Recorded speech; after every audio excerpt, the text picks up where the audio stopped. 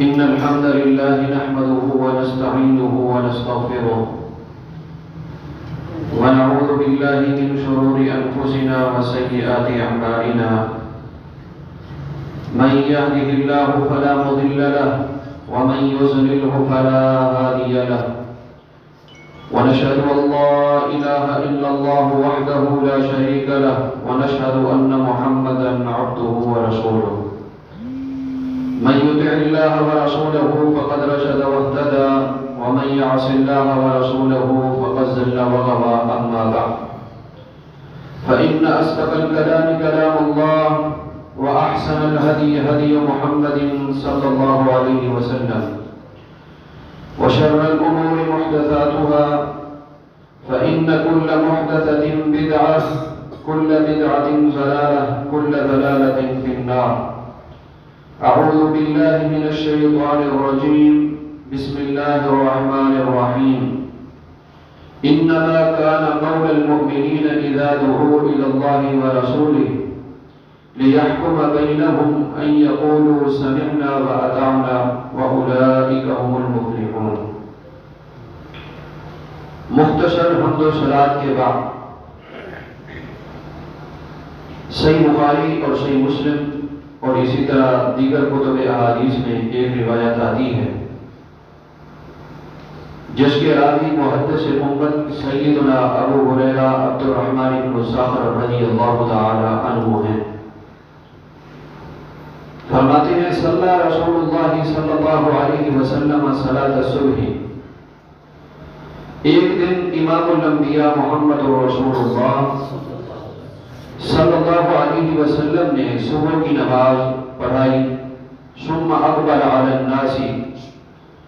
نماز مکمل کرنے کے بعد نبی علیہ السلام نے اپنا چہرہ مبارک صحابہ کرام کی طرف پھیر لیا.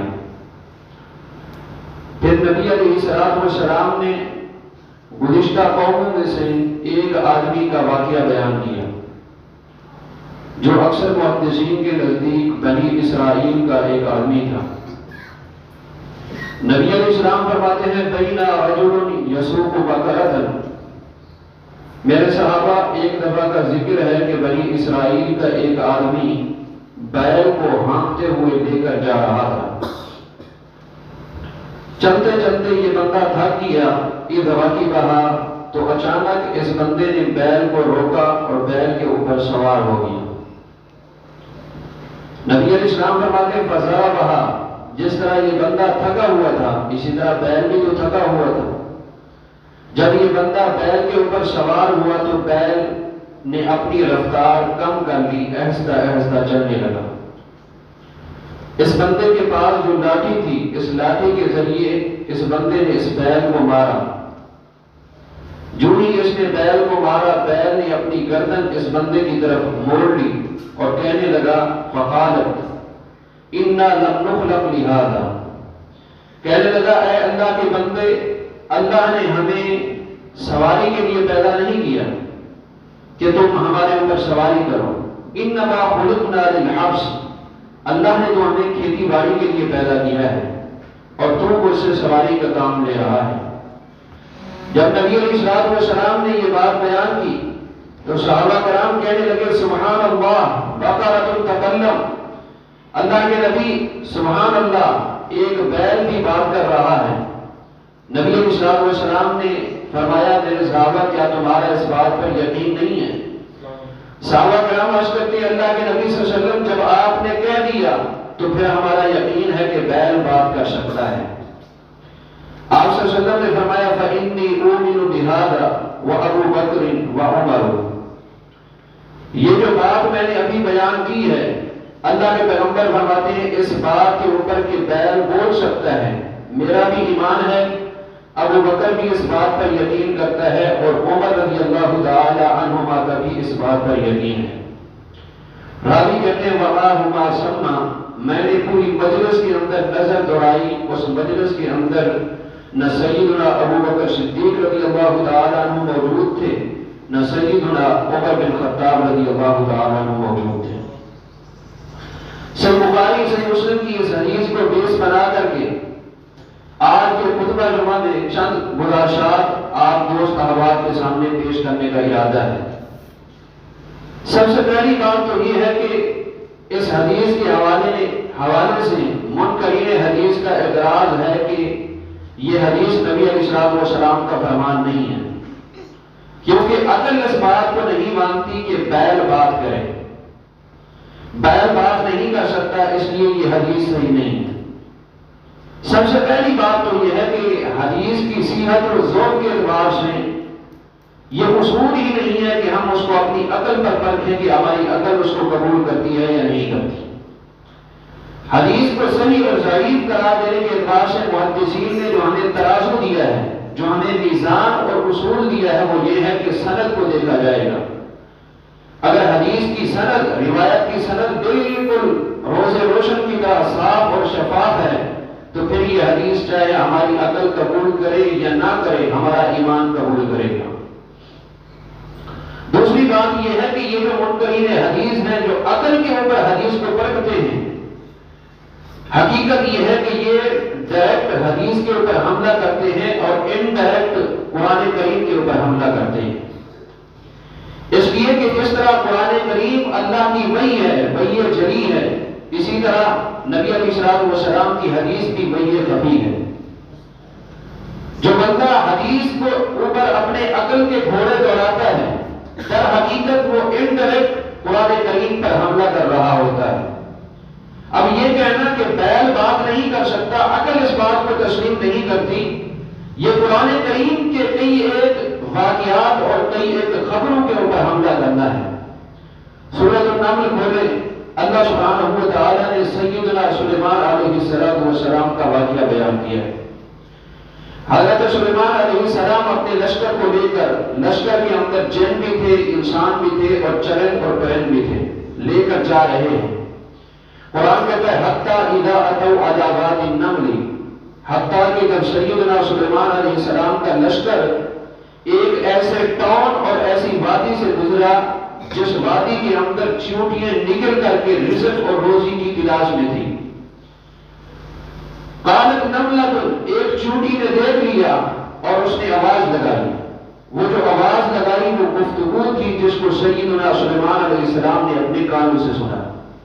کیا کہتی ہے؟ یا ایھا النمل ادخلوا مساکنکم لا یحطمنکم سلیمان وجنودہ، اے چیونٹیوں اپنی اپنی دلوں کے اندر، اپنے اپنے سوراخوں کے اندر داخل ہو جاؤ، اپنے گھروں میں محفوظ ہو جاؤ، اس لیے کہ سلیمان علیہ السلام اور ان کا لشکر گزر رہا ہے، کہیں وہ تمہیں رون کر کے مار نہ دے۔ وَهُمْ لَا يَشْعُرُونَ، اور ان کو اس بات کا علم بھی نہ ہو کہ ہمارے پاؤں کے نیچے چیونٹیاں آ کر کے مر رہی ہیں۔ بات سے یہ پتہ چلا کہ جانور بات کر سکتا ہے۔ دوسری بات یہ ہے کہ چیونٹی عورت ماج کے حوالے سے لبرل آنٹیوں کو پیغام دے رہی ہے، اگر تحفظ نسواں چاہتی ہو تو پھر اپنے گھروں کے اندر محفوظ ہو کر کے بیٹھ جاؤ، تب تمہاری عزت و آبرو اور تمہاری غیرت محفوظ رہے گی۔ اور تیسری بات یہ ہے کہ ایک چیونٹی کو پتہ ہے کہ جب تک سلیمان پیغمبر ہمیں دیکھے گا نہیں، ہمیں علم، سلیمان پیغمبر کو علم نہیں ہوگا کہ میرے پاؤں کے نیچے چیونٹیاں ہیں۔ ایک چیونٹی کو پتا ہے کہ سلیمان پیغمبر کو غیب کا علم نہیں ہے۔ قربان جائے، چیونٹی اس حقیقت کو جانتی ہے، لیکن آج کل اپنے آپ کو شیخ الاسلام کہلانے والے اس حقیقت سے نابلد ہیں کہ انبیاء علیہ السلام کو غیب کا علم نہیں تھا۔ فتبسم ضاحكا من قولها، حضرت سلیمان علیہ السلام نے چیونٹی کی بات سن کر کے تعجب کرتے ہوئے مسکرایا اور کہنے لگے، دیکھو چیونٹی کو بھی اللہ رب العالمین نے عقل دی ہے اور قوت بلائی عطا کی ہے۔ اسی صورت کے اندر جب تھوڑا سا آگے چلتے ہیں، آپ کو معلوم ہے کہ سیدنا سلیمان علیہ السلام کو اللہ نے ایسی بادشاہت عطا کی ہے جو نہ آپ سے پہلے کسی نبی کو ملی ہے، نہ آپ کے بعد قیامت تک کسی کو مل سکتی ہے۔ چرند پرند، حتیٰ کہ ہوائیں، یہ درخت، یہ پہاڑ، یہ درندے، یہ جانور، یہ پرندے، سب کے سب حضرت سلیمان علیہ السلام کے تابع تھے۔ ایک دن حاضری لیتے ہیں، وَتَفَقَّدَ الطَّيْرَ فَقَالَ مَا لِيَ لَا أَرَى الْهُدْهُدَ، حاضری لیتے ہوئے کہتے ہیں کہ سارے پرندے موجود ہیں لیکن ہدہد نظر نہیں آ رہا۔ أَمْ كَانَ مِنَ الْغَائِبِينَ، آج وہ غیر حاضر ہے۔ لَوْعَذِّبَنَّهُ عَذَابًا شَدِيدًا، مجھ سے چھٹی لے کر کے نہیں کیا، ایسے چپ کر کے چلا گیا ہے، جب واپس آئے گا اس کو سخت ترین سزا دوں گا۔ أَوْ لَأَذْبَحَنَّهُ، ہو سکتا ہے اگر میرا غصہ کنٹرول میں نہ ہو تو وہ اس کو ذبح کر کے رکھ دوں گا۔ أَوْ لَيَأْتِيَنِّي بِسُلْطَانٍ مُبِينٍ، ہاں آج اگر ہدہد میری سزا سے بچنا چاہتا ہے تو اس کا صرف ایک راستہ ہے کہ وہ میرے پاس کوئی واضح خبر لے کے آئے کہ کس وجہ سے وہ غائب ہوا تھا۔ سورہ نمل کھولے، فَمَكَثَ غَيْرَ بَعِيدٍ، قرآن کہتا ہے تھوڑی دیر گزری تھی، ہدہد کا فرشتہ حاضر ہو گیا۔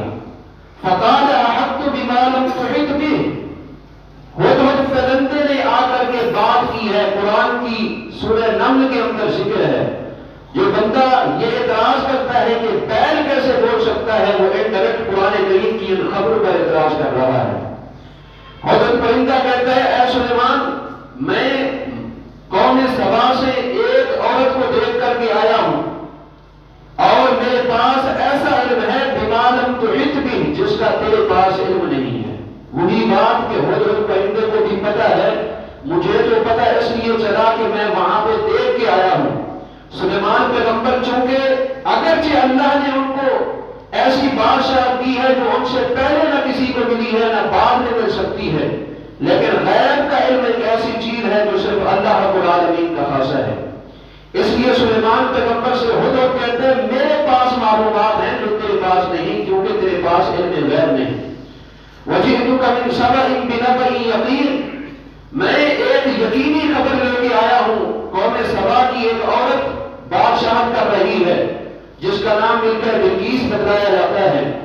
انی وجدت امرأة تملکهم وأوتیت من کل شیء ولها عرش عظیم، میں ایک عورت کو دیکھ کے آیا ہوں جو قوم سبا کی قیادت اور سیادت کر رہی ہے۔ قوم سبا کی لیڈری اس کے پاس ہے، اس کو اللہ رب العالمین نے سیاست کے حوالے سے تمام تر نعمتوں سے نوازا ہے۔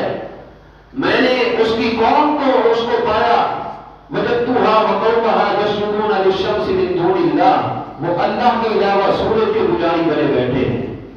یہ ساری گفتگو ہے ہدہد پرندے کی۔ ہدہد پرندہ یہ بھی عقیدہ رکھتا ہے کہ غیب کا علم صرف اللہ کے پاس ہے، اور ہدہد پرندہ اس بات کے اوپر بھی تعجب کر رہا ہے کہ یہ بادشاہت اور اس کی رعایا کیسے غیر اللہ کو، سورج کو کے پجاری بنے ہوئے ہیں اور سورج کو سجدہ کر رہے ہیں۔ یہ ساری گفتگو ہے، قرآن پڑھے، حتیٰ کہ اس نے یہ بھی کہا، اللہ یسجد للہ الذی یخرج الخبء فی السماوات والارض۔ مجھے تو تعجب ہے، ہدہد پرندہ کہہ رہا ہے، یہ ہدہد پرندے کی گفتگو ہے جو اللہ نے قرآن میں بیان کی ہے۔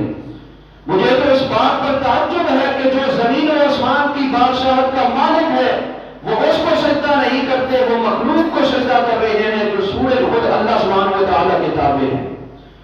اللہ لا الہ الا هو رب العرش العظیم، میرا عقیدہ تو یہ ہے کہ اس رب العالمین کو سجدہ کیا جائے جو پوری کائنات کا بادشاہ ہے، پوری کائنات کا خالق، پوری کائنات کا مالک اور پوری کائنات کا رازق ہے۔ حضرات، یہ چیونٹی بات کر سکتی ہے تو بیل بھی بات کر سکتا ہے، اگر ہدہد پرندہ گفتگو کر سکتا ہے تو بیل بھی گفتگو کر سکتا ہے۔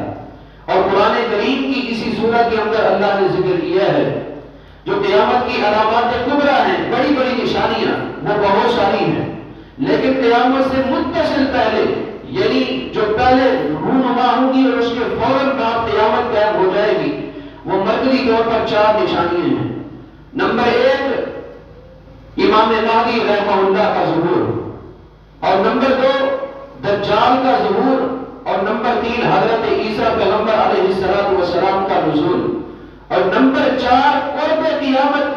سورہ نمل کے اندر اللہ ذکر کرتا ہے وَإِذَا وَقَعَ الْقَوْلُ عَلَيْهِمْ أَخْرَجْنَا لَهُمْ دَابَّةً مِّنَ الْأَرْضِ، جب قیامت کی بڑی نشانیاں پوری ہونے لگیں گی، اللہ فرماتے ہیں میں زمین سے ایک انوکھی قسم کا جانور نکالوں گا، دابۃ من الارض تکلمہم، جو لوگوں سے بات کرے گا، لوگوں سے گفتگو کرے گا۔ سورہ نمل میں ہے ان الناس كانوا بآياتنا لا يوقنون، وہ جانور یہ کہے گا کہ لوگوں کی اکثریت اللہ کی نشانیوں پر اور اللہ کی آیتوں پر یقین نہیں رکھتے تھے۔ یہ جانور قرب قیامت بولے گا، اور صحیح مسلم کی حدیث ہے لا تقوم الساعہ، نبی علیہ السلام فرماتے ہیں اس وقت تک قیامت قائم نہیں ہو سکتی حتی یتکلم السبع الناس، جب تک جنگل کے درندے لوگوں سے گفتگو کرنا نہ شروع کر دیں۔ قیامت کی بڑی نشانی میں سے ایک نشانی یہ ہے بندہ جنگل سے گزرے گا اور درندہ اس سے انسانی زبان میں بات کرے گا۔ واپس آئیے، نبی علیہ السلام فرماتے ہیں کہ بیل نے گفتگو کی اور کہنے لگا اللہ نے ہمیں کھیتی باڑی کے لیے پیدا کیا ہے، اللہ نے ہمیں سواری کے لیے پیدا نہیں کیا ہے۔ اور قرآن کریم نے اس کے بے شمار دلائل ہیں۔ قیامت کے دن جہنم گفتگو کرے گی، سورہ قاف پڑھے یوم نقول لجہنم هل امتلأت، اللہ فرماتے ہیں میں جہنم سے پوچھوں گا کیا تو بھر چکی ہے، وتقول هل من مزید، جہنم کے اندر اولاد آدم کا ایک بہت بڑا طبقہ 1000 میں سے 999 جب جہنم میں ڈالے جائیں گے تو جہنم تعجب کا اظہار کرتے ہوئے کہے گی حل من مزید، اے اللہ کیا اور مخلوق بھی باقی ہے۔ حضرات، جہنم گفتگو کر سکتی ہے تو بیل کیوں نہیں گفتگو کر سکتا؟ نبی علیہ السلام پر اللہ نے قرآن کو نازل کیا، سورہ زلزال آپ میں سے اکثر ساتھیوں کو یاد ہے، یومئذ تحدث اخبارہا، زمین کو اللہ نے زبان نہیں دی لیکن قیامت والے دن زمین بولے گی بِأَنَّ رَبَّكَ أَوْحَىٰ، اس لیے کہ رب العالمین اس کو قوت گویائی عطا کرے گا۔ حتیٰ کہ سورہ حامیم سجدہ پڑھے، جب سارے کے سارے اللہ کے دشمن میدان محشر کے اندر کھڑے ہوں گے، حتیٰ اِذَا مَا جَاءُوهَا شَهِدَ عَلَيْهِمْ سَمْعُهُمْ، تو ان کے کان بول کر کے ان کے خلاف گواہی دے رہے ہوں گے، وَأَبْصَارُهُمْ آنکھیں بول کر کے گواہی دے رہی ہوں گی، وَجُلُودُهُمْ ان کے جسم کے مختلف اعضاء گفتگو کریں گے اور ان کے خلاف گواہی دیں گے۔ وَقَالُوا لِجُلُودِهِمْ لِمَ شَهِدتُّمْ عَلَيْنَا، یہ ظالم مجرم اللہ کے باغی میدان محشر میں حیران و پریشان ہو کر کے اپنے جسم کے اعضاء کو کہیں گے تم تو ہمارے جسم کا حصہ تھے، ہمارے خلاف کیوں گواہی دے رہے ہو؟ قرآن کہتا ہے قالوا انطقنا اللہ الذی انطق کل شیء، یہ جسم کے اعضاء کہیں گے کہ اس رب العالمین نے ہمیں قوت گویائی عطا کی ہے جس نے انسانوں کو قوت گویائی عطا کی تھی۔ بیل بول سکتا ہے، اللہ کے نبی صلی اللہ علیہ وسلم فرماتے ہیں بنی اسرائیل کا یہ بندہ جب بیل پر سوار ہوتا ہے، بیل کہتا ہے اللہ نے ہمیں کھیتی باڑی کے لیے پیدا کیا ہے، سواری کے لیے پیدا نہیں کیا ہے۔ دوسرا مسئلہ، نبی علیہ السلام کا فرمان اللہ کی وحی ہے، اس لیے کہ نبی علیہ السلام نے گزشتہ قوموں کا واقعہ بیان کیا اس حدیث کے اندر، جبکہ نبی علیہ السلام کے پاس غیب کا علم تو نہیں ہے۔ قرآن کریم میں بے شمار آتے ہیں وَإِنَّهُ مَفَاتِحُ الْغَيْبِ لَا يَعْلَمُهَا إِلَّا هُوَ، اللہ فرماتے ہیں غیب کی چابیاں اور کنجیاں صرف میرے پاس ہیں، میرے علاوہ کوئی غیب نہیں جانتا۔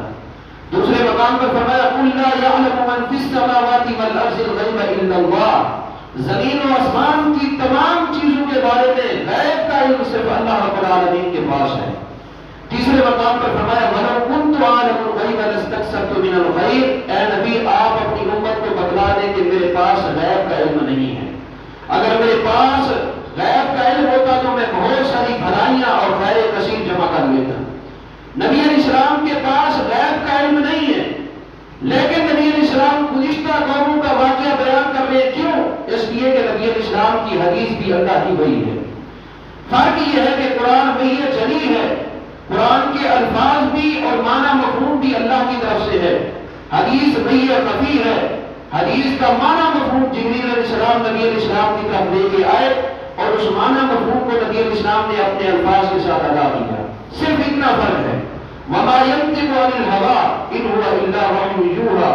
اللہ فرماتا ہے شریعت کے کسی بھی مسئلے میں میرے پیغمبر کے ہونٹ بھی ہلتے ہیں تو میری وحی کے ذریعے ہلتے ہیں، میری وحی کے بغیر میرے پیغمبر کے ہونٹ بھی نہیں ہلتے۔ اللہ کے پیغمبر صلی اللہ علیہ وسلم کا ہر فرمان اللہ کی وحی ہے۔ فرق یہ ہے کہ قرآن کریم دین اسلام کی تھیوری ہے اور حدیث صحیحہ نبی علیہ السلام نے جو فرامین پیش کیے اور جو آپ نے افعال و اقوال پیش کیے وہ دین اسلام کا پریکٹیکل ہے۔ دونوں اللہ کی وحی ہے، اس بارے میں یقین رکھنا چاہیے جس طرح کہ اس حدیث کے اندر بیان کیا گیا ہے۔ تیسری بات صحابہ کرام رضوان اللہ علیہم اجمعین کا ایمان۔ نبی علیہ السلام فرماتے ہیں بنی اسرائیل کا ایک بندہ جا رہا تھا، بیل کے اوپر سوار ہوا، بیل بولنے لگا۔ صحابہ کرام کہتے ہیں اللہ کے نبی سبحان اللہ بقرۃ تکلم، اللہ پاک ہے ایک بیل بھی گفتگو کر رہا ہے۔ حالانکہ عقل اس بات کو نہیں مانتی، جس طرح عقل کے پجاریوں نے ابھی انکار کر دیا اور حدیث کے اس مسئلے کے اندر عقل کے گھوڑے دوڑانے شروع کر دیے۔ در حقیقت جو شریعت کے کسی بھی مسئلے میں عقل کے گھوڑے دوڑاتا ہے یہ شیطان کے طرز عمل کو اپنا رہا ہے۔ اللہ نے فرمایا تھا کہ اسجدوا لآدم، آدم کو سجدہ کرو، لیکن شیطان نے قیاس باطل کیا تھا، اپنے عقل کے گھوڑے دوڑائے تھے کہ آدم کو مٹی سے پیدا کیا ہے، مجھے آگ سے پیدا کیا ہے، آگ سے پیدا ہونے والا افضل اور اعلیٰ ہے، مٹی سے پیدا ہونے والا ادنا ہے، افضل کیسے ادنا کو سجدہ کر سکتا ہے؟ یہ عقل کے پجاری ہے۔ افرأیت من اتخذ الہہ ہوا، سورہ جاسیہ میں اللہ فرماتا ہے جس بندے نے اپنی خواہشات کو خواہشات کا اپنے آپ کو پجاری بنا رکھا ہے، وَأَضَلَّهُ اللَّهُ عَلَىٰ عِلْمٍ، جو عقل کا پیروکار ہوتا ہے علم کے باوجود اللہ اس کو محروم کر دیتا ہے، ہدایت سے محروم کر کے گمراہی کے راستے کی طرف پھینک دیتا ہے۔ عقل کے کسی بھی مسئلے کے اندر عقل کو مقدم نہیں رکھنا چاہیے، شریعت کے مسئلے کو مقدم رکھنا چاہیے، اور یہی صحابہ کرام نے کیا۔ عقل نہیں مانتی کہ بیان بات کرے، نبی علیہ السلام نے بتا دیا، فوراً کہنے لگے اللہ کے نبی آپ کی زبان سے جو نکلا حق نکلا اور سچ نکلا، اور ایسے صحابہ کرام کیا کرتے تھے۔ صحیح مسلم کی حدیث ہے ایک دن نبی علیہ السلام نماز پڑھا رہے ہیں، دوران نماز اللہ کے پیغمبر صلی اللہ علیہ وسلم تھوڑا سا آگے بڑھتے ہیں، تھوڑی دیر کے بعد نماز کے دوران ہی آپ مصلی سے تھوڑا سا پیچھے ہٹے۔ جب نبی علیہ السلام نے نماز مکمل کی، سلام پھیر دیا، صحابہ کرام عرض کرتے اللہ کے نبی صلی اللہ علیہ وسلم آج ہم نے آپ کو ایک ایسا کام کرتے ہوئے نماز کے دوران دیکھا ہے جو آج سے پہلے کبھی نہیں دیکھا، وجہ کیا ہے؟ نبی علیہ السلام فرماتے ہیں میرے صحابہ جب میں نماز کے دوران مصلی کے اوپر کھڑا ہوا تھوڑا سا آگے بڑھا تو میرے سامنے جنت کا نظارہ پیش کیا گیا تھا اور جنت میں سے ایک کھجوروں کا خوشہ پیش کیا گیا تھا اور میں اس کو پکڑنے کی کوشش کر رہا تھا، اگر میں وہ پکڑ کر مسجد نبوی کے سین میں لٹکا دیتا قیامت تک تم کھاتے رہتے، کبھی وہ ختم نہ ہوتا۔ اور جب میں پیچھے ہٹا ہوں اس وقت جہنم کی آگ میرے سامنے پیش کی گئی اور میں ڈر کی وجہ سے تھوڑا سا پیچھے ہوا ہوں۔ صحابہ کرام کا ایمان دیکھے، یہ نہیں کہتے اللہ کے نبی آگے تو آپ کھڑے تھے، ایک سب پیچھے ہم کھڑے تھے، آپ کو نظر آ گیا ہمیں نظر نہیں آئی۔ آج کل کا بدبخت جو عقل کے گھوڑے دوڑاتا ہے، پھر صحابہ کرام کی ایمان کے اوپر، صحابہ کرام کے عقیدے کے اوپر دعویٰ تشریح کرتا ہے۔ عقل نے مانا یا نہ مانا، صحابہ کرام کے ایمان نے قبول کیا ہے، کہتے اللہ کے نبی بالکل ایسے ہو سکتا ہے جیسے آپ نے فرمایا ہے۔ حضرات صحابہ کرام نے نبی علیہ السلام کی بات کو منبعاً تسلیم کیا، چاہے عقل مانے یا نہ مانے، اسی وجہ سے اللہ نے ان کے ایمان کو ہمارے لیے بطور معیار کے پیش کیا ہے. فرمایا فَإِنْ آمَنُوا بِمِثْلِ مَا آمَنْتُمْ بِهِ فَقَدِ اهْتَدَوْا. چوتھا مسئلہ، جب شریعت کا کوئی مسئلہ آپ کے سامنے رکھا جائے اور عقل اس بات کو تسلیم نہ کرے کہ یہ مسئلہ بھی ہو سکتا ہے، تو اس وقت بندے کو سبحان اللہ پڑھ کر کے اس مسئلے کے اوپر یقین کر لینا چاہیے.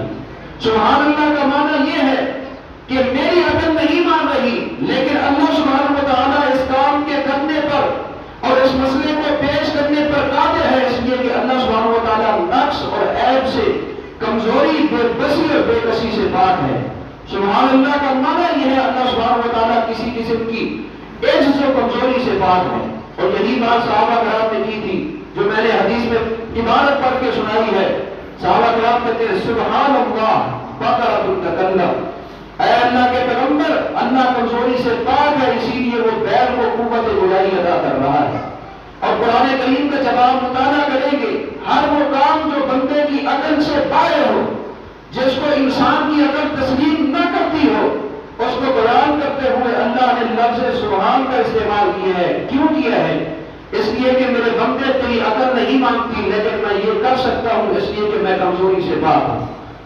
معراج اور اسراء کا واقعہ بندے کی عقل نہیں مانتی کہ رات کے ایک حصے میں نبی علیہ السلام بیت اللہ سے اٹھے، بیت المقدس تشریف لے گئے اور پھر وہاں سے 7 آسمانوں کا سفر سدرۃ المنتہا پر، پھر راتوں رات کے ایک حصے میں واپس آ گئے. عقل نہیں مانتی. اس لیے اللہ سبحانہ و تعالیٰ نے اس مسئلے کو بیان کرتے ہوئے لفظ سبحان کا استعمال کیا ہے. سبحان الذی اسریٰ بعبدہ لیلا من المسجد الحرام الی المسجد الاقصی. یہ جو معراج کا واقعہ ہے، میرے مومن بندے، تیری عقل قبول نہیں کرے گی لیکن تیرا ایمان قبول کرے گا، اس لیے کہ میں کمزوری سے پاک ہوں. حضرات، سورہ یاسین کے آخر میں صنادید قریش، رؤسائے قریش، عقل کے پجاری نبی علیہ السلام کے سامنے بیٹھے ہیں. وَضَرَبَ لَنَا مَثَلًا وَنَسِيَ خَلْقَهُ قَالَ مَن يُحْيِي الْعِظَامَ وَهِيَ رَمِيمٌ. مردہ کی ہڈی، پوسیدہ ہڈی لے کر کے آتے ہیں اور اپنی ہتھیلی کے اوپر رکھ کر کے اس کو مسمار کر کے اس کو راکھ بنا کر کے اسے پھینک دیتے ہیں اور کہتے ہیں اے محمد صلی اللہ علیہ وسلم، آپ کہتے ہیں کہ اللہ سبحانہ و تعالیٰ دوبارہ زندہ کرے گا. ان پوسیدہ ہڈیوں کو اللہ سبحانہ و تعالیٰ کیسے زندہ کر سکتا ہے؟ قُلْ يُحْيِيهَا الَّذِي أَنشَأَهَا أَوَّلَ مَرَّةٍ. اللہ فرماتا ہے اے میرے نبی ان کو بتلا دیجئے جس رب العالمین نے تمہیں ایک نطفے کے ایک قطرے سے پیدا کیا ہے، وہ ان ہڈیوں سے دوبارہ پیدا کرنے پر قادر ہے. لیکن سن لو، تمہاری عقل نہیں مانتی. اہل ایمان کا ایمان قبول کرے گا، اس لیے کہ آگے چل کے اللہ فرماتے ہیں فَسُبْحَانَ الَّذِي بِيَدِهِ مَلَكُوتُ كُلِّ شَيْءٍ. اس لیے کہ ہر چیز کی بادشاہت میرے ہاتھ کے اندر ہے. میں عجز، نقص، کمزوری، بے بسی اور بے کسی سے پاک ہوں، اس لیے میں یہ کرنے پر قادر ہوں. سورہ بنی اسرائیل کے اندر اللہ سبحانہ و تعالیٰ نے صنادید قریش کے کچھ مکالمے ذکر کیے ہیں جو نبی علیہ السلام کے سامنے آئے اور کہنے لگے اے اللہ کے پیغمبر صلی اللہ علیہ وسلم، ہم آپ پر ایمان تب لائیں گے وَقَالُوا لَن نُؤْمِنَ لَكَ حَتَّى تَفْجُرَ لَنَا مِنَ الْأَرْضِ يَنبُوعًا. کہ جب ہماری آنکھوں کے سامنے یہ جو سامنے پہاڑ نظر آ رہا ہے، یہاں سے ہمارے دیکھتے ہی دیکھتے چشمے جاری ہو جائے. أَوْ تَكُونَ لَكَ جَنَّةٌ مِّن نَخِيلٍ وَعِنَبٍ. یا پھر ہمارے دیکھتے ہی دیکھتے سامنے انگوروں کے اور اناروں کے باغ بن جائیں. فَتُفَجِّرَ الْأَنْهَارَ. پھر اس میں سے نہریں جاری ہو جائے. أَوْ يَكُونَ لَكَ بَيْتٌ مِّن زُخْرُفٍ. یا پھر ایسے ہو کہ ہم دیکھیں آپ کا گھر دیکھتے ہی دیکھتے سونے کا بن جائے. أَوْ تَرْقَىٰ فِي السَّمَاءِ. اور یا پھر ہم اپنی آنکھوں سے دیکھیں کہ آپ بغیر سیڑھی کے آسمان کی طرف جا رہے ہوں. وَلَن نُؤْمِنَ لِرُقِيِّكَ حَتَّىٰ تُنَزِّلَ عَلَيْنَا كِتَابًا نَقْرَؤُهُ. اور پھر ہم اپنی آنکھوں سے دیکھیں کہ جب آپ آسمان سے نیچے اترے، آپ کے ہاتھ میں ایک کتاب ہو، پھر ہم ایمان لائیں گے. اللہ نے کیا فرمایا؟ اللہ سبحانہ و تعالیٰ نے فرمایا اے میرے نبی، یہ بندے کی عقل تو نہیں مانتی کہ دیکھتے ہی دیکھتے یہ پہاڑ سونے کا بن جائے، ان کے لیے باغات بن جائیں انگوروں کے، اناروں کے، آپ کا گھر سونے کا بن جائے، یہ آسمان ٹکڑے ٹکڑے ہو کر کے نیچے گر پڑے، یا پھر ایسے ہو کہ آپ یہاں سے اوپر اٹھیں اور اوپر سے نیچے آئے کتاب لے کر کے آئے، لیکن یہ کام میں کرنے پر قادر ہوں. قل سبحان ربی هل كنت الا بشرا رسولا، اس لیے کہ میں پاک ہوں، میرے اندر کسی قسم کی کمزوری نہیں ہے، عجز و نقص نہیں ہے۔ حضرات واپس آئیے، شریعت میں کوئی بھی مسئلہ جو ہمارے سامنے پیش کیا جائے، پہلی بات یہ ہے اس پر عقل کے گھوڑے نہیں دوڑانے، ہمارا ایمان اس کو قبول کرنا چاہیے۔ دوسری بات یہ ہے کہ اگر عقل کسی بھی مسئلے کے اندر انکار کرے تو یہ کہہ کر کے فوراً یقین کر لینا چاہیے سبحان اللہ، اللہ سبحانہ وتعالیٰ عجز سے، نقص سے اور کمزوری سے پاک ہے۔ پانچویں بات اور پانچواں مسئلہ، واپس آئیے حدیث دوبارہ سنیں۔ نبی علیہ السلام فرماتے ہیں میرے صحابہ جو بیل کے بولنے کی میں نے بات بیان کی ہے، فَإِنِّي أُؤْمِنُ بِهَذَا أَنَا وَأَبُو بَكْرٍ وَعُمَرٍ، اس بات پر میرا بھی یقین ہے، ابو بکر و عمر کا بھی یقین ہے رضی اللہ عنہما۔ صحابی کیا کہتے ہیں؟ اس مجلس کے اندر ابو بکر و عمر موجود نہیں تھے۔ حضرات اس واقعے سے حضرت ابو بکر اور عمر رضی اللہ تعالیٰ عنہ کا ایمان روز روشن کی طرح عیاں اور افشاں ہوتا ہے۔ ان کی عدم موجودگی میں، ان کی غیر حاضری میں نبی علیہ السلام ان کی ایمان کی گواہی دے رہے ہیں۔ اور آپ فرماتے ہیں میرے صحابہ اس لیے میں کہہ رہا ہوں چونکہ ابو بکر نے کبھی بھی میری بات کو رد نہیں کیا، چاہے وہ بات ان کی عقل کے خلاف بھی کیوں نہ آئی۔ آپ کو معلوم نہیں جب معراج کا واقعہ پیش آیا، نبی علیہ السلام نے صبح بیان کیا، حضرت ابو بکر صدیق رضی اللہ تعالیٰ عنہ کو پتہ نہیں تھا، اور ابو جہل، امیہ جیسے پراپیگنڈا کرنے والے صنادید قریش حضرت ابو بکر صدیق رضی اللہ تعالیٰ عنہ کے گھر جاتے ہیں۔ دروازہ کھٹکھٹایا، حضرت ابو بکر صدیق باہر آئے، کہتے ہیں اے ابو بکر کیا آپ اس بات کو مانتے ہیں کہ ایک بندہ کہے میں بیت اللہ سے گیا ہوں بیت المقدس کی طرف، پھر وہاں سے ساتواں آسمان سدرۃ المنتہا کا سفر کر کے واپس آ گیا ہوں، رات پوری نہیں، رات کے ایک حصے میں۔ ابو بکر صدیق رضی اللہ تعالیٰ عنہ فرماتے عقل نہیں مانتی، یہ کیسے ہو سکتا ہے، یہ تو ناممکنات میں سے ہے۔ ابو جہل اور امیہ خوش ہونے لگے کہ آج ابو بکر صدیق رضی اللہ تعالیٰ عنہ ہمارے پراپیگنڈے کا شکار ہو جائیں گے۔ فوراً ہی کہتے ہیں یہ جو بات عقل نہیں مانتی، یہ بات آپ کے پیغمبر محمد رسول اللہ صلی اللہ علیہ وسلم کہہ رہے ہیں۔ حضرت ابو بکر صدیق رضی اللہ تعالیٰ عنہ فرماتے ہیں اگر میرے پیغمبر نے یہ بات کی ہے، اللہ کے پیارے پیغمبر نے یہ بات کی ہے تو میرا ایمان اس بات کو تسلیم کرتا ہے۔ وہ کہنے لگے ابھی تو کہہ رہا تھا عقل نہیں مانتی، ابھی مان رہا ہے۔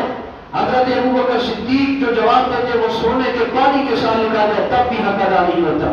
کہتے ابو جہل امیہ چمتے بنو، میں نے عقل کو اس دن جواب دے دیا تھا جس دن محمد کی ہتھیلی پہ ہاتھ رکھ کے ایمان لایا تھا کہ اے عقل آج کے بعد نبی کے فیصلے اگر تیرے خلاف بھی ہوں گے تجھے چھوڑ دوں گا، نبی کے فیصلے کو سینے کے ساتھ لگاؤں گا۔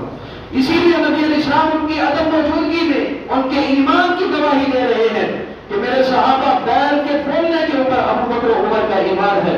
صلح حدیبیہ کے موقع پر حضرت عمر جیسے رضی اللہ تعالیٰ عنہ عظیم اور جلیل القدر صحابی کو بھی مسئلہ سمجھ نہیں آ رہا تھا کہ یہ چار شرطیں ظاہری طور پر مشرکین کے حق میں ہیں، لیکن جب سیدنا ابو بکر صدیق رضی اللہ تعالیٰ عنہ کے خیمے میں پہنچے، حضرت ابو بکر صدیق فرماتے ہیں یا ابن الخطاب انہ رسول اللہ، اے عمر بن خطاب، اے خطاب کے بیٹے تیری عقل مانے یا نہ مانے، نبی علیہ السلام کے فیصلے کو دل و جان سے تسلیم کرنا پڑے گا اس لیے کہ وہ اللہ کے رسول ہیں۔ حضرت ابو بکر صدیق رضی اللہ تعالیٰ عنہ نے نبی علیہ السلام کے فیصلے کو دل و جان سے قبول کیا۔ حضرات اس مسئلے سے، اس حدیث سے ایک مسئلہ یہ بھی سمجھ آتا ہے کہ صفات جمیلہ کی بنیاد پر، اوصاف حمیدہ کی بنیاد پر ذاتی غرض نہ ہو، استاد کو اپنے شاگرد سے اگر وہ کلاس میں سے کسی طالب علم کو اس کی جہد مسلسل، اس کی قد و کاوش، اس کی ذہانت و فطانت کی وجہ سے ہائی ریٹ کرتا ہے اور اس کو نمایاں کردار لیتا ہے کہ تو اس مسئلے کے اندر سب سے اعلیٰ ہے، تو استاد کی طرف سے زیادتی نہیں ہے، اس لیے کہ نبی علیہ السلام تمام صحابہ کرام جو آپ کے شاگرد تھے ان میں سے ابو بکر و عمر کو نمایاں کر رہے ہیں۔ لیکن شرط کیا ہے؟ شرط یہ ہے کہ استاد اپنے شاگرد کو کسی ذاتی غرض و غایت کی وجہ سے نمایاں پوزیشن نہ دے رہا ہو، بلکہ اس کی صفات کی وجہ سے دے رہا ہو، اس کی جہد مسلسل کی وجہ سے دے رہا ہو۔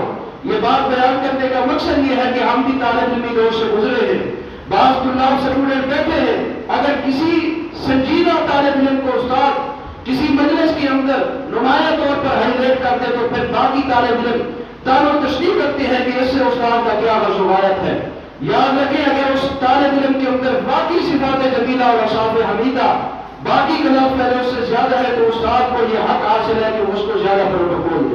واپس آئیے، نبی علیہ السلام فرماتے اس بات پر میرا بھی یقین ہے، ابو بکر و عمر کا بھی یقین ہے کہ بیل بات کر سکتا ہے۔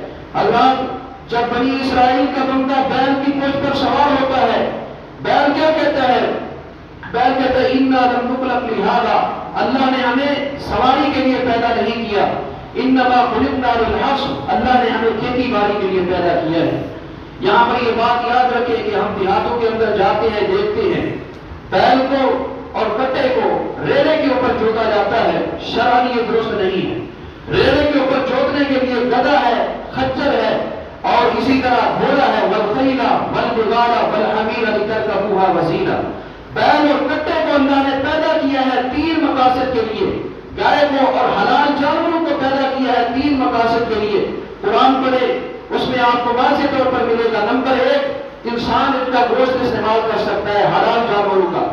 دوسرا مقصد ان کی نسل کشی، تاکہ جانور بڑھتے جائے، نسل کشی کے لیے اللہ نے پیدا کیا ہے۔ اور تیسرا مقصد جو جانور نے بیان کیا ہے انما خلقنا للحرث، اللہ نے کھیتی باڑی کے لیے پیدا کیا ہے، چاہے ان کے ذریعے آبادی کے اندر زمین کے اندر ہل چلائے جائیں، کھیتی باڑی کی جائے، یہ مقصد ہے۔ تو حلال جانور میں سے صرف گھوڑا ہے جس کے اوپر ریڑے کے اوپر جوتا جا سکتا ہے، جس کو بیل اور کٹے کو ریڑے کے اوپر جوتنا یہ شریعت کے مزاج کے مخالف ہے، اس سے بچنا چاہیے۔ آخری بات جو در حقیقت میں بیان کرنا چاہتا تھا اور وقت جلدی گزر گیا، حدیث دوبارہ سنے۔ نبی علیہ السلام فرماتے بنی اسرائیل کا بندہ جا رہا تھا، بیل کے اوپر سوار ہوا، بیل بول پڑا۔ جو بیل بولا ہے اس بات کو اگر آپ یاد کر لیں، پورے کے پورے خطبے کا یہی خلاصہ ہے۔ بیل کہتے ہیں اِنَّا لَمْ نُخْلَقْ لِهَٰذَا، اے اللہ کے بندے، اللہ نے ہمیں سواری کے لیے پیدا نہیں کیا، اِنَّمَا خُلِقْنَا لِلْحَرْثِ، اللہ نے ہمیں کھیتی باڑی کے لیے پیدا کیا ہے۔ حضرات اللہ سبحانہ وتعالیٰ نے انسان کو اشرف المخلوقات بنایا ہے، اجمل اور اعلیٰ مخلوق بنایا ہے۔ لَقَدْ خَلَقْنَا الْإِنسَانَ فِي أَحْسَنِ تَقْوِيمٍ۔ نمبر دو، اللہ نے انسان کو پوری مخلوق میں سے، انسان وہ واحد مخلوق ہے جس کو اپنے ہاتھ سے بنایا ہے، خلقتہ بیدیہ۔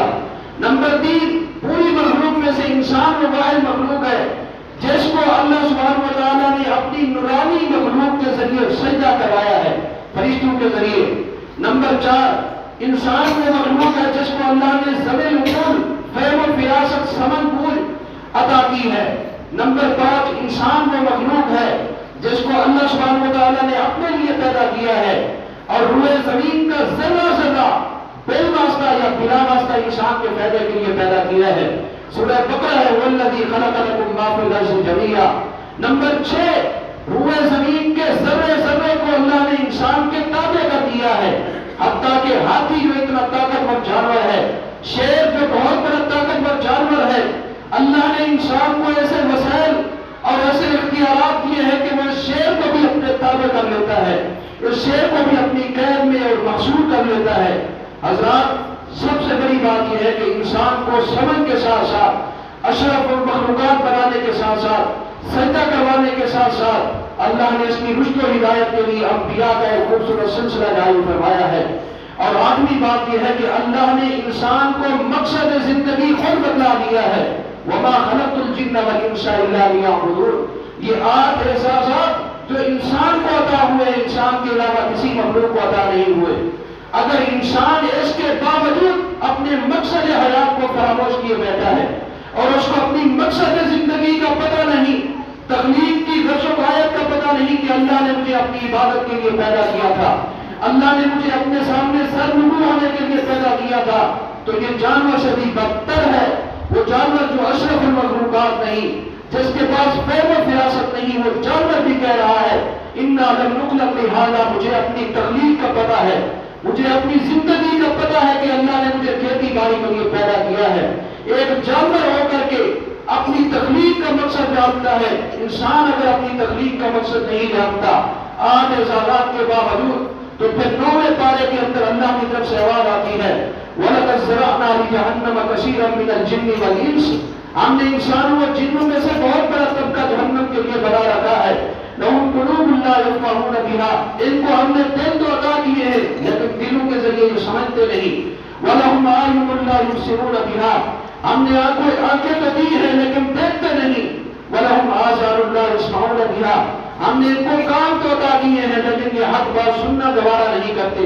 أُولَٰئِكَ كَالْأَنْعَامِ بَلْ هُمْ أَضَلُّ، جن لوگوں نے اپنی مقصد زندگی کو فراموش کر دیا ہے، جو رب کے سامنے سر بسجدہ ہونے کو فراموش کیے بیٹھے ہیں، جو اپنی منمانی اور خواہشات کے پجاری بن چکے ہیں، جو دنیا کے اندر نفس امارہ کے پیروکار بن چکے ہیں، اللہ کی بندگی کو چھوڑ چکے ہیں۔ اللہ فرماتے ہیں اولئک کالانعام بل هم اضل، یہ صرف جانور ہی نہیں، جانور سے بدتر ہیں۔ جانور کو تو میں نے کوئی احساس نہیں دیا تھا، جانور کو پتہ تھا کہ ہمیں اللہ نے کھیتی باڑی کے لیے پیدا کیا ہے، تیرے لیے رشد و ہدایت کے لیے انبیاء کا سلسلہ بھی جاری کروں، تجھے مقصد زندگی بھی بتا دوں، وما خلقت الجن والانس الا لیعبدون، اشرف المخلوقات بھی بناؤں، سجدہ بھی تجھے نورانی مخلوق سے کرواؤں، اپنے ہاتھ سے بھی بناؤں، زمین رکوع بھی بناؤں، روئے زمین کا ذرہ ذرہ تیرے تابع کر دوں، پھر بھی تو اللہ کی بندگی نہ کرے، اللہ کے سامنے سر بسجدہ نہ ہو اور اپنی آخرت اور حقیقی زندگی کی تیاری نہ کرے، ایسا انسان جانور سے بھی بدتر ہے۔ اللہ سبحانہ و تعالی ہمیں اپنے مقصد حیات کو سمجھنے کی توفیق عطا فرما دے۔ وآخر دعوانا ان الحمد للہ رب العالمین۔